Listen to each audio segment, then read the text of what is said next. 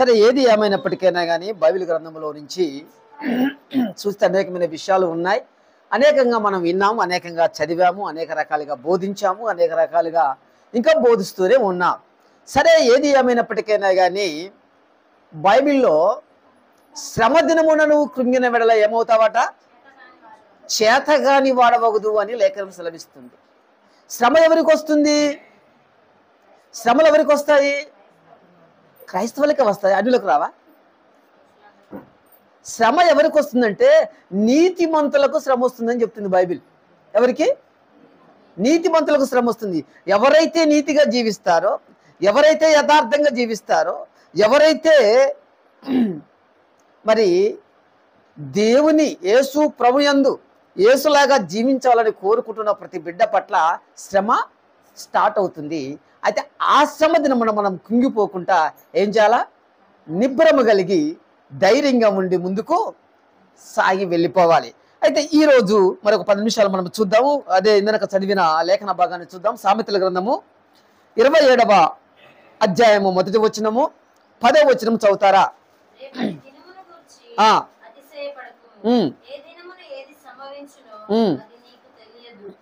చాలు చాలమ్మా. 10వ వచనం, నీ స్నేహితునినైనను నీ తండ్రి స్నేహితునినైనను విడిచిపెట్టకము.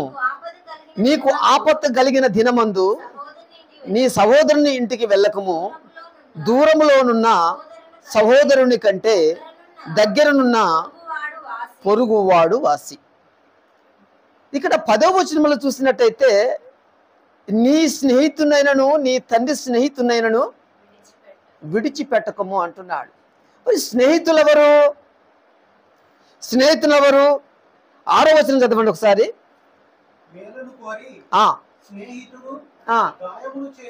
మేలును కోరి స్నేహితుడు గాయములు చేయును. చాలు. ఏందట? స్నేహితుడట మేలు కోరి ఏం చేస్తాడు?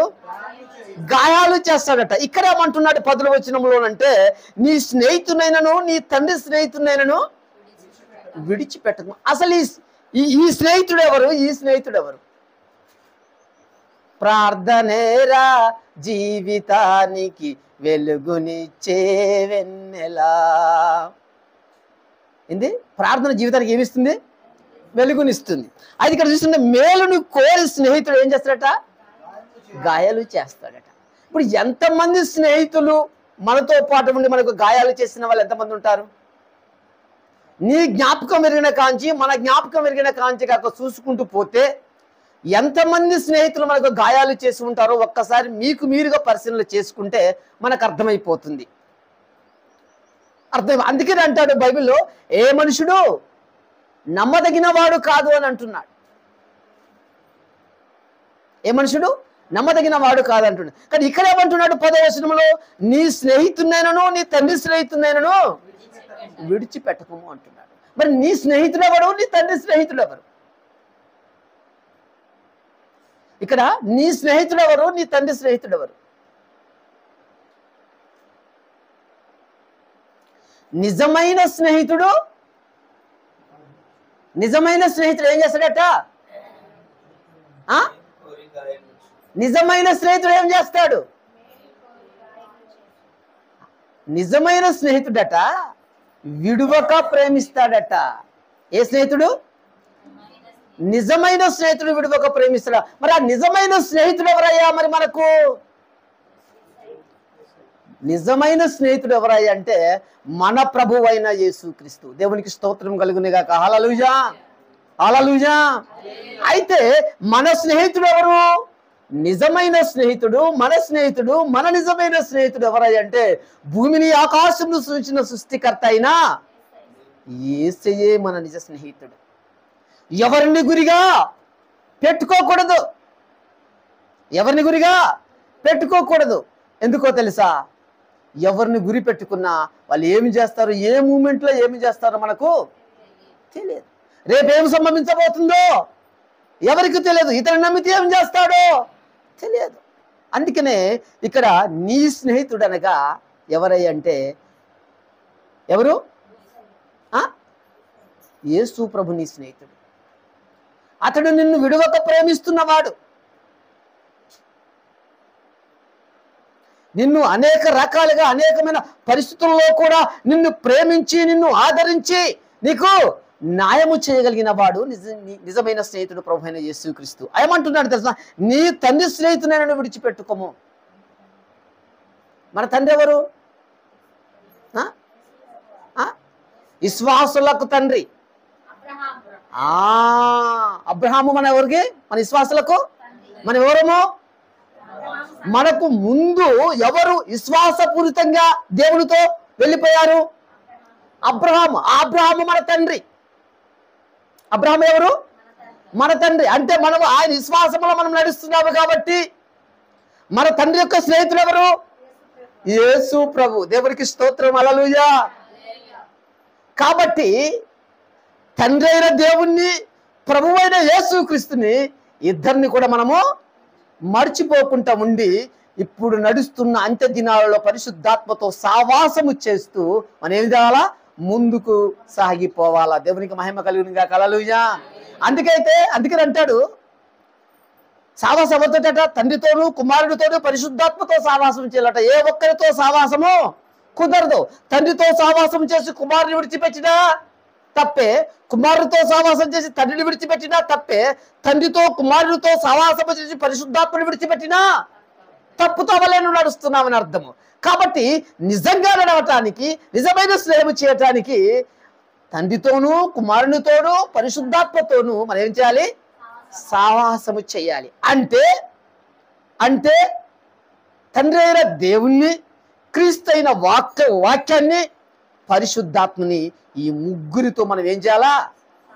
మెలిసి ఉండాలా, కలిసి మెలిసి ఉండాలా. దేవునికి స్తోత్రం. వాక్యముతో సావాసం చేయాలి, పరిశుద్ధాత్మతో సావాసం చేయాలి, పరిశుద్ధాత్మలో ప్రార్థన చేయాలి, పరిశుద్ధాత్మలోనే మనం ఏం చేయాలి? భాషలు మాట్లాడాలి, పరిశుద్ధాత్మతోనే మనము ఏం చేయాలి? దయ్యములను వెళ్ళగొట్టాలి.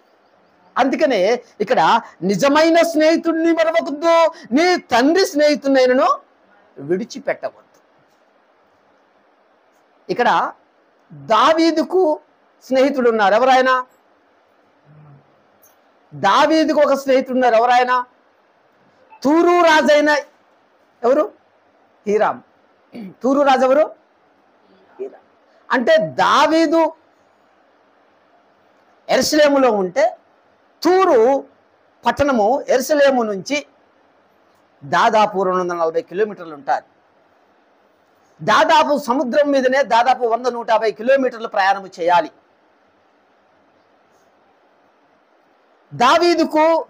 దావీదు స్నేహితుడు తూరు రాజు హీరాము కాబట్టి ఈ యొక్క హీరాము దావీదుకు సహాయం చేశాడు. దావీదు వెళ్ళిపోయేటప్పుడు దావీదు ఏం చేశాడు తెలుసా? సొలొమోనుకు అధికారాన్ని అనుగ్రహింపజేశాడు, రాజుగా చేశాడు. ఇప్పుడు ఈ యొక్క సొలొమోను రాజు ఎవరితో సావాసం చేస్తున్నాడు? తన తండ్రి సొలొమోను యొక్క తండ్రి దావీదు ఎవరితోనైతే సావాసం చేశాడో తూరు రాజు హీరాముతో, ఈయన కూడా తన తండ్రి స్నేహితుడిని మర్చిపోకుండా ఏం చేస్తున్నాడు? సహవాసం చేస్తే ఆయన ద్వారా ఏం చేయబడదో తెలుసా? మందిరానికి సహాయం అందించబడ్డది. దేవుని స్తోత్రం, హల్లెలూయా. అందుకనే నువ్వు చేసే స్నేహము, నువ్వు చేసే స్నేహము దేవునితో నువ్వు స్నేహము చేస్తే, దేవునితో స్నేహము చేసేవారు నీకు పరిచయం అయ్యి నీకు కావలసిన సహాయాన్ని వాళ్ళు మనకేం చేస్తారు? అందింపచేస్తారు. అందుకనే స్నేహము అనేది యేసుక్రీస్తుతో మాత్రమే, పరిశుద్ధాత్మతో మాత్రమే, వాక్యముతో మాత్రమే మనం ఏం చేయాలి? మనకు నమ్మదగిన స్నేహితుడు ఎవరంటే ప్రభు అయిన యేసుక్రీస్తు. ఆయన మనల్ని ఎవరిని నమ్మకస్తులుగా చేస్తాడనంటే ఎవరైతే ఆయనకు నమ్మకంగా ఉంటారో అలాంటి వాళ్ళని మనకు స్నేహం చేస్తాడు. దేవునికి స్తోత్రం, హల్లెలూయా, హల్లెలూయా. అందుకనే నా ప్రియ దేవుని పిల్లలారా, స్నేహం అంటే ఎవరితో పడితే వారితో స్నేహం చేయటానికి వీలు లేదు. మన స్నేహితుడు యేసుక్రీస్తుతోనూ పరిశుద్ధాత్మతోనూ మనం సావాసం చేస్తే, ఆ యేసుతోనూ పరిశుద్ధాత్మతోనూ సావాసం చేసే వాళ్ళని దేవుడు మనకు పరిచయం చేస్తాడు. దేవుని స్తోత్రం, హల్లెలూయా. అందుకనే చిన్నప్పుడు నేను సేవలోకి వచ్చిన కొత్తలో ఒక దైవజనుడు అన్నాడు, ఎవరితో నువ్వు స్నేహం చేయకు, యేసు ప్రభుతో స్నేహం చెయ్యి, ఆయన నీకు అందరినీ స్నేహం చేస్తాడు అన్నాడు. ఆయనకి ఇష్టమైన బిడ్డలతోటి నీకేం చేస్తాడు? స్నేహం చేపిస్తాడు అన్నాడు. నేను నీకు దేవుడిని పరిచయం చేసిన ఆయన ఎవరో కానీ ఆయన వదిలిపెట్టు, ఆయన అట్లా మనసులో పెట్టుకో, కానీ ఆయన ప్రేమించు, కానీ యేసుక్రీస్తును నువ్వు ప్రేమించు. యేసుక్రీస్తుకు ఎంతమంది యేసుక్రీస్తుతో సావాసం చేస్తున్నారో వాళ్ళందరినీ నీకు నెమ్మదిగా వాళ్ళందరినీ నీకు పరిచయం చేస్తాడు అని ఒక దైవజనుడు చెప్పాడు. కాబట్టి నా ప్రియ దేవుని బిడ్డలారా, మన స్నేహితుడు యేసు గనుక ఆ యేసుతోనే మనం సావాసం చేసినట్టయితే ఆ యేసుకు పరిచయమైన వాళ్ళందరినీ దేవుడు మనకు స్నేహితులుగా చేస్తాడు. అందుకనే ఇక్కడ ఇంకో మాటనికి వద్దామని, ఇందుకు మనం చదివాం కదా 27వ సామెతల గ్రంథం 27వ అధ్యాయము 1వ వచనం. మరొకసారి చదవండి ఇప్పుడు ఇది.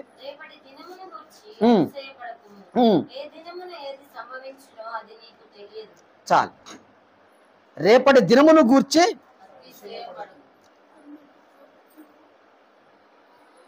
ఏ దినమున ఏమి సంభవించబోతుందో అది ఎవరికి తెలియదు. అది ఎవరికి తెలియదు, నీకు తెలియదు, కానీ తెలుస్తుంది. అది ఎవరికి తెలుస్తుంది అనంటే నిజమైన స్నేహితుడైన యేసుక్రీస్తుతోటి సావాసము చేసేవారికి, నిజమైన స్నేహితుడైన యేసుక్రీస్తుతో సావాసము చేసే బిడ్డలకు జరగబోయే సంగతులు ఆయన ఏం చేస్తాడట? బయలుపరుస్తాడట. ఏం చేస్తాడు? బయలుపరుస్తాడు. అందుకనే రేపటి దినమును గూర్చి అతిశయ పడుకు. అంటే రేపటి దినమున ఏమి సంభవించబోతుందో అది నీకు నాకు తెలియాలంటే మన స్నేహితుడైన యేసుక్రీస్తుతో మనం సావాసం చెయ్యాలి. యేసుక్రీస్తుతో ఎట్లా సావాసం చేస్తాము? మనుషులతో సావాసం చేయొచ్చు, మరి యేసుక్రీస్తుతో ఎట్లా సావాసం చేస్తాము? యేసుక్రీస్తుతో సావాసం చేయాలంటే ఆయన ఆజ్ఞలను పాటించాలి. యేసుక్రీస్తుతో సావాసం చేయాలంటే ఆయన ఆజ్ఞలను పాటిస్తూ ఆయనతో గడపాలి. ఆయనతో ఏం చేయాలి? గడపాలి. ఎలా? ప్రార్థనలో గడపాలి. ఏం చేయాలి? ప్రార్థనలో గడిపినప్పుడు ఆయన ఏం చేస్తాడో తెలుసా? తెలియపరుస్తాడు. ఏం చేస్తాడు? రాత్ర ఆ మాట చెప్పాడు కదా దైవజనుడు, ఏందట? బాగలేదు, ఇక నేను అయిపోయినాను అనుకున్నప్పుడు ఏమన్నాడు? దేవుని స్వరం ఏమైనా పడుతుంది? నీ భార్య ప్రార్థన ఆలకించాను, నేనేం చేస్తున్నాను? బాగు చేస్తున్నాను. దేవునికి స్తోత్రం, హల్లెలూయా. ఏం చేస్తే? సావాసము చేస్తే మన బ్రతుకు పట్ల దేవుడు మనకి ఏం చేస్తున్నాడు? బయలుపరిచే దేవుడై ఉన్నాడు. అందుకనే నా ప్రియ దేవుని బిడ్డలు ఇశ్రాయేలీయులట ప్రార్థన చేస్తున్నారట. ఎవరు? ఏం కావాలని ప్రార్థన చేస్తున్నారు? మందిరం కావాలని ప్రార్థన చేసే వాళ్ళు ఉన్నారు, ఆత్మలు కావాలని ప్రార్థన చేసే వాళ్ళు ఉన్నారు, ఇంకా ఇల్లు కట్టుకోవాలని ప్రార్థన చేసే వాళ్ళు ఉన్నారు, పెళ్లిళ్ళు చేసుకోవాలని ప్రార్థన చేసే వాళ్ళు ఉన్నారు. ఇలాంటి భర్త ఎందుకు దొరికింది ప్రభు అని ప్రార్థన చేసే వాళ్ళు ఉన్నారు, ఇలాంటి భార్య ఎందుకు దొరికింది ప్రభు అని ప్రార్థన చేసే వాళ్ళు ఉన్నారు, నానా రకాల ప్రార్థన చేసే వాళ్ళు ఉన్నారు. కానీ బైబిల్లో మాత్రము ఇశ్రాయేలీయులందరూ కలిసి ఒక ప్రార్థన చేస్తున్నాడు. ఏమని? మాకు రాజు కావాలని ప్రార్థన చేస్తున్నారట. ఏం చేస్తున్నారు? మాకేం కావాలి? రాజు. మాకేం కావాలి? రాజు కావాలి. అప్పుడు సమయం అంటే మీకు రాజు ఎందుకయ్యా? రాజులకు రాజు వేసి చెప్పిన తర్వాత మీకు రాజు ఎందుకయ్యా అని అంటే, లేదు మాకు రాజు కావాలి, నువ్వు పెద్ద మనిషి అయిపోయావు అన్నాడు. నీ సమయం అయిపోతుంది, మాకు రాజు కావాలా అని వీళ్ళు దేవునికి ప్రార్థన చేస్తాడు. ఈ ప్రవక్త అయిన సమయాలు పోయి దేవుని ఏం చేశాడు? ఈయన ప్రార్థన, ప్రభువా ఇశ్రాయేలీయులంతా మాకు ఏం కావాలంటున్నారు? రాజు కావాలని ప్రార్థన చేస్తారు ప్రభు అంటే, ఆయన అన్నాడు కదా, నన్నే ఏడనీయట్లేదు, నన్నే తృణీకరిస్తున్నారు, కాబట్టి వాళ్ళకి రాజు కావాలట. ఆ రాజుని ఏర్పాటు చేయి. ప్రార్థన చేశారు. ఎట్లాంటి రాజు కావాలని అడిగితే వీళ్ళు అంటారు, రాజు అంటే ఎట్లా ఉండాలి? చూడగానే రాజులా కనపడాలి. Height, personality. ఎట్లా? కొంతమందిని చూస్తే పాస్టర్లా కనపడరు, కొంతమందిని చూస్తే పాస్టర్లా కనపడరు, కొంతమందిని చూస్తే విశ్వాసులా కనపడరు, కొంతమందిని చూస్తే నానా రకాల కనపడరు. ఒక ఆమె నన్ను ఏమన్నది తెలుసా? మా సంఘంలోనే. అవును తెలుసా, పాస్టర్ గారు మీరు పాస్టర్లా కనపట్లేదు అన్నది. అవునది, పాస్టర్ గారు మీరు పాస్టర్లా కనపడట్లేదు అన్నది.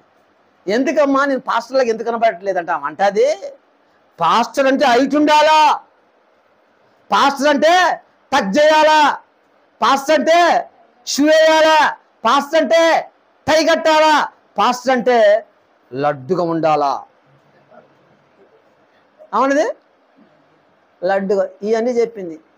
వామ్మో, అన్ని చెప్తుంది, మళ్ళీ నా సంఘానికే వస్తుంది, మళ్ళా ఆ సంఘానికే వస్తుంది. నేను ఎక్కడైతే బోధ చేస్తున్నానో చిన్నపిల్ల అదే సంఘానికి వస్తూ ఉంది. అందుకనే కొంతమందికి పై రూపాన్ని చూస్తారు, పై రూపాన్ని చూస్తే లోపల రూపాన్ని చూడరేళ్ళు.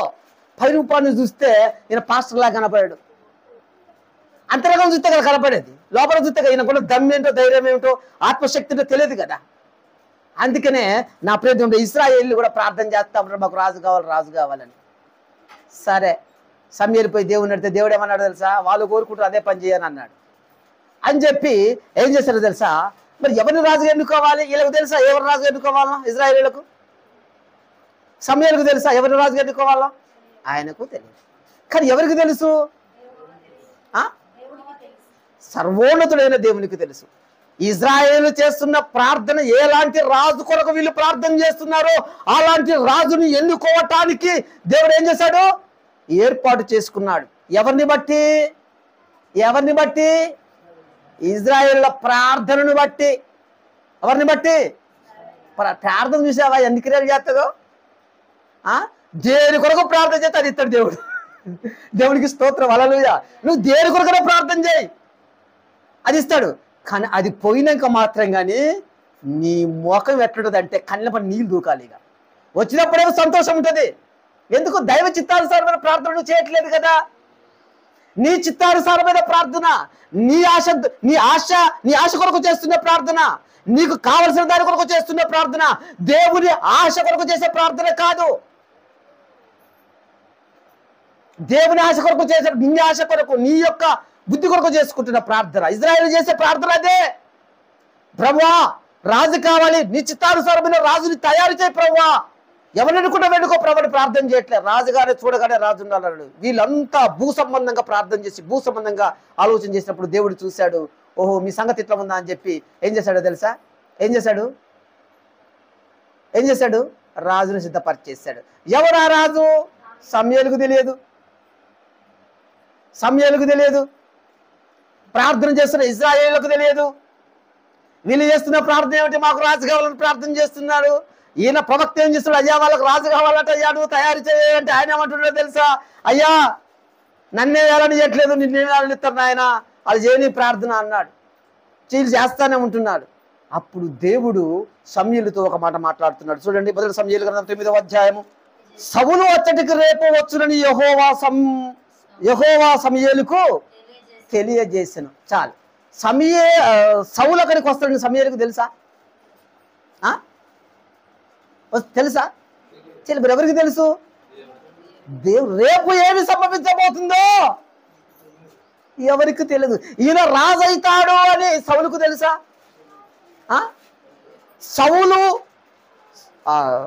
సమూయేలు అభిషేకిస్తాడని తెలుసా? దేవుడు చెప్పిన దాకా సమూయేలుకు కూడా తెలియదు. మరి ఎట్లా తెలిసింది? రేపు ఏమంటున్నాడు, సౌలు ఇచ్చటికి రేపు వచ్చునని యెహోవా సమూయేలుకు సమూయేలుకి ఎందుకు తెలియజేశాడు? సమూయేలు నిజ స్నేహితుడైన దేవుడైన యేసుక్రీస్తుతో సావాసం చేస్తున్నాడు కాబట్టి ఆ నిజ స్నేహితుడికి తెలుసు ఎవరు ఏ టైంలో వస్తారో, ఎవరు ఏ టైంలో పోతారో, ఎవరు ఏ విధంగా నటిస్తారో, ఎవరు ఏ విధంగా ఉంటారో, ఎప్పుడు ఎవరు పాపం చేస్తారో, ఎవరు ఎప్పుడు పరిశుద్ధంగా ఉంటారో, ఎప్పుడు ఎవరు ప్రార్థన చేస్తారో అన్నీ కూడా ఎవరికి తెలుసు? భూమిని ఆకాశంను సృష్టించిన సృష్టికర్త అయిన యేసు ప్రభుకు తెలుసు. నిజ స్నేహితుడైన యేసయ్యకు తెలుసు. ఆయన ఎవరితో సావాసం చేస్తున్నాడు? సమూయేలు ఎవరితో సావాసం చేస్తున్నాడు? దేవునితో సావాసం చేస్తున్నాడు. దేవునికి సమూయేలుకి ఏం ఏర్పడ్డది? సావాసం ఏర్పడ్డది. అందుకనే దేవుడు అంటాడు అబ్రాహాముతో, అబ్రాహాము నా స్నేహితుడు, అతనికి నేనేమైనా మరుగు చేసేదనా. సొదొమ గొమొర్రా పట్టణాల గురించి నేను అబ్రాహాముకు మరుగు చేయకోకుండా నేను ఒకవేళ చేస్తే, నేను దాచిపెట్టి చేస్తే అబ్రాహాము నాకు దూరం అయిపోతాడేమో. అబ్రాహాము నాకు అంతే కదా, నమ్మక ద్రోహం చేసినట్టు అవుతుంది కదా. కాబట్టి నా స్నేహితుడైన అబ్రాహాముకు నేను ఏమి మరుగు చేసేదను, లేదు లేదు లేదు నేను మాట్లాడతా అని చెప్పి ఆదికాండం 18వ అధ్యాయంలో చూస్తే, తర్వాత చదువుకోండి, ఆదికాండం 18వ అధ్యాయంలో చూస్తే 3 దేవదూతలు ఆ యొక్క మామూలు దగ్గరికి వస్తారు. ఆ చెట్టు కింద అబ్రాహాము ఎండ వేళ చూస్తా 3 ఎదుర్కొంటాడు. అప్పుడు ఆ విషయాన్ని అక్కడ బయలుపరుస్తాడు. సొదొమ గొమొర్రా గురించి బయలుపరుస్తాడు. అతనికి ఇవ్వవలసిన కుమారుని యొక్క వాగ్దానం గురించి అక్కడ బయలుపరుస్తాడు. కాబట్టి నా ప్రియ దేవుని పిల్లలారా, ఇక్కడ రేపటి దినమున సౌలు అతడికి రేపు వచ్చునని యెహోవా సమూయేలునకు తెలియజేసెను. రేపటి గురించి తెలుసుకోవాలంటే, ఇంకా క్షణము గురించి మనం తెలుసుకోవాలంటే, మనము చేసే స్నేహము మనుషులతోటి కాదు, మనుషుల్ని సృష్టించిన సృష్టికర్త అయినా దేవునితో మనం సహవాసం చేయాలి. మన కొరకు ప్రాణం పెట్టిన యేసుక్రీస్తుతో మనం సహవాసం చేయాలి. ఆయనతో సహవాసము చేసినట్టయితే ఆయన ఏం చేస్తాడు? ఆయన ఏం చేస్తాడు? మరుగయ్యున్న మన్నాని తినిపిస్తాడు. మరుగయ్యున్న విషయాలు ఆయన మనకు ఏం చేస్తాడు? బయలుపరుస్తాడు. అందుకని ఇర్మియా 33:3 ఏమంటాడు తెలుసా? నాకు మొరపెట్టు మునికి నేను ఏమిస్తాను? ఉత్తరం ఇస్తానన్నాడు కదా. అందుకనే సమూయేలు మొరపెడుతున్నప్పుడు, ప్రభువా ఇశ్రాయేలు రాజు కావాలని సమూయేలు వాడితో దేవుడితో మొరపెడుతున్నప్పుడు, దేవుడికి ప్రార్థన చేస్తున్నప్పుడు ఆ రాజు ఎవరో దేవుడు సమూయేలుకు బయలుపరిచాడు. ఇగో రేపటి దినమున ఎవరు వస్తున్నారు? సౌలు అతడికి రేపు వచ్చునని యెహోవా సమూయేలునకు తెలియజేశాను. సమూయేలు రేపు సౌలు వస్తాడు, అతన్ని రాజుగా అభిషేకం చెయ్యి అన్నాడు. రేపటి గురించి సౌలుకు తెలియదు, రేపటి గురించి నీకు తెలియదు, రేపటి గురించి నాకు తెలియదు. మరి తెలుసుకోవాలంటే ఏం చేయాలో తెలుసా? నిజ స్నేహితుడైన యేసుతో సహవాసం చేయాలి. సమూయేలు నిజ స్నేహితుడైన, సమూయేలు యొక్క స్నేహితుడు ఎవరో తెలుసా? నిజమైన స్నేహితుడు ఎవరయ్యా అంటే, ఇడవక ప్రేమించే స్నేహితుడు ఎవరయ్యా అంటే దేవుడు యేసుక్రీస్తు. ఆ సహవాసం ఆయన చేశాడు కాబట్టి ఆయన ఏమంటాడో తెలుసా? ఇశ్రాయేలులకు రాజుగా వాళ్ళు చేసిన ప్రార్థనకు వారు కోరుకుంటున్న రాజు సౌలు. కాబట్టి సమూయేలు రేపు సౌలు వస్తాడు, అతన్ని అభిషేకం చేసి పంపి అన్నాడు. దేవుని స్తోత్రం. హల్లెలూయా, హల్లెలూయా. కాబట్టి నా ప్రియ దేవుని పిల్లలారా, రేపటి విషయం మనం తెలుసుకోవాలంటే, రాబోయే వాగ్దానం నెరవేర్పు జరగాలి అంటే మనం ఏం చేయాలో తెలుసా? నిజమైన స్నేహితుడైన యేసుక్రీస్తుతో సహవాసం. ఎలా సహవాసం చేయాలా? నీ తండ్రి స్నేహితుడిని మరవకము, నీ తండ్రి స్నేహితుడిని మరవద్దు. మన తండ్రి, మన విశ్వాస వీరులకు తండ్రి అబ్రహాము యొక్క స్నేహితుడు యేసు ప్రభువుని మనకు పరిచయం చేసి, విశ్వాసం ద్వారా యేసు ప్రభు మనకు పరిచయం చేసిన మన పితరుడు అబ్రహాము యొక్క స్నేహితుడైన యేసుక్రీస్తుని మనం ఏం చేయాలి? మరవక అతనితో మనం సహవాసం చేసినట్టయితే రేపు ఏమి సంభవించబోతుందో అది మనకు ఖచ్చితంగా బయలుపరిచే దేవుడై ఉన్నాడు. కాబట్టి మన సహవాసం అయితే తండ్రితోనూ, కుమారునితోనూ, పరిశుద్ధాత్మతోనూ ఎప్పుడూ మన సహవాసం ఉన్నట్టయితే రేపటి విషయాలు మనకు దేవుడు బయలుపరుస్తాడు. ఈ చిన్న మాటలు దేవుడు దీవించి ఆశీర్వదించును గాక. ఆమేన్.